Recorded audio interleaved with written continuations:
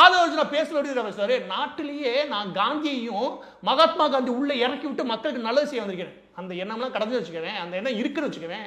கல்வித்துறைக்கு போயிருப்பாங்க, இல்லைன்னு பட்டியல் சமூக மக்களுடைய வாழ்வு முன்னேறதுக்கு இந்த பேச்செல்லாம் கிடையாது. எந்த துறையை எடுத்த? நெடுஞ்சாலைத்துறையை. எதுக்கு எடுத்த? வலிக்காம காசு பார்க்கலாம். இந்த துறையை பொறுத்த வரைக்கும் சும்மா 50,000 கோடி டெண்டர் இருக்கு இல்லையா, அதில் ஆல்ரெடி முன்பு டெண்டர் எடுத்து முடிக்காம இருப்பாங்களே அவங்களுக்கும் மற்றவங்களுக்கும் ரெகுலராக டெண்டர் இப்படி எல்லா பேருக்குமே 5% கமிஷனை கொண்டு வந்து சேர்க்க சொல்லி ஆல்ரெடி ஆர்டர் போயிட்டதா ஒரு செய்தி ஒன்று உலாவுது. அதாவது இருக்கக்கூடிய எல்லா டெண்டருக்கால இந்த நெடுஞ்சாலைத்துறையில் அதெல்லாம் ஆளுக்கு 5% வச்சுது. 5% எவ்வளவு? 50,000 கோடி டெண்டர் வச்சுக்கோங்க. எனவே 2,500 கோடி அடுத்த ஒரு மாசத்துல சம்பாதிச்சிடும். எது? இந்த லாட்டரி கும்பல். எது? ஒரே ஒரு துறையில இருந்து. அது எந்த வித சிக்கலும் இல்லாம இந்த துறை தான் எவனுமே கண்டுக்கவே மாட்டான்னு வச்சுக்கவேன். மாநிலோட பொது பிரச்சனைக்கே வராது. இதுவே டிஎன்இபியில் மின்சாரம் போச்சு வச்சுக்க கட்ட ஆரம்பிச்சிடுவோம். டிரான்ஸ்ஃபார்மர்னா ஈஸியாக கண்டுபிடிச்சிடுவாங்க. இந்த துறை கண்டுபிடிக்கவே கஷ்டம். அந்த அளவுக்கு கொள்ளை அடக்கக்கூடிய துறை. அதுல இருந்து நல்லா வலுவா சம்பாதிக்கிறதுக்கு ஆதவர்ஜுனா பதினஞ்சு எதுலையும் சிக்காம தீராம.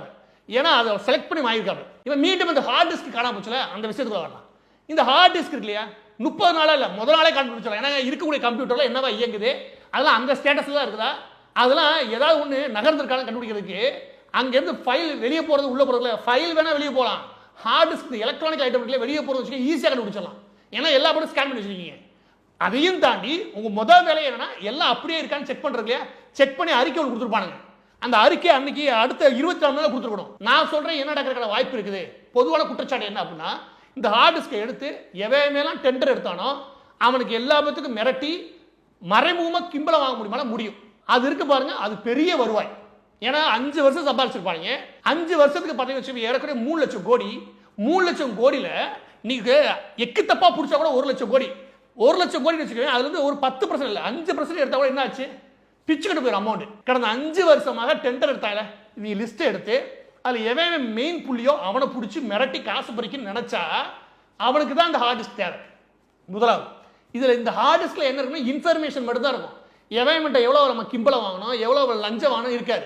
ஏன்னா இந்த ஹார்ட் டிஸ்க் வச்சு ஒன்றும் எந்த அமைச்சராக அலுவலகத்தில் உட்காந்து அந்த டீட்டெயிலாக ஏற்றி வைப்பானா, எவ்வளோ நான் திருடுனேன், எவன்கிட்ட எவ்வளோ வாங்கி வச்சேன், எவன் எனக்கு எவ்வளோ கொடுத்தான், அவன் எங்கே கொடுத்தான் அப்படின்னு எழுதி வச்சிருப்பேன். அப்போ அந்த ஹார்ட் டிஸ்கில் இருக்க போகிற கிடையாது, எல்லாம் பின்னாடி நடக்க வாய்ப்பு இருக்குது. அப்போ அந்த ஹார்ட் டிஸ்கில் என்ன இருக்கும் அப்படின்னா அதிகபட்சமாக யார் யாருக்கு டெண்டர் ரெகுலராக போச்சு, அடிக்கடி போச்சு, அது எப்படியா டெண்டர் முடிஞ்சிச்சு, இந்த விஷயம் மட்டும் தான் அதில் இருக்கும். அந்த ஹார்ட் டிஸ்க் இல்லைனாலும் அதை கண்டுபிடிச்சலாம் வச்சுக்கோங்க. எனவே இவங்க ஹார்ட் டிஸ்க் வச்சு ஒரு ஸ்டோரி ஒன்று ட்ராமா ஒன்று பண்ணுறாங்க இல்லையா, அது பெரிய ட்ராமா. நான் உறுதியாக சொல்கிறேன், அது பெரிய ட்ராமா.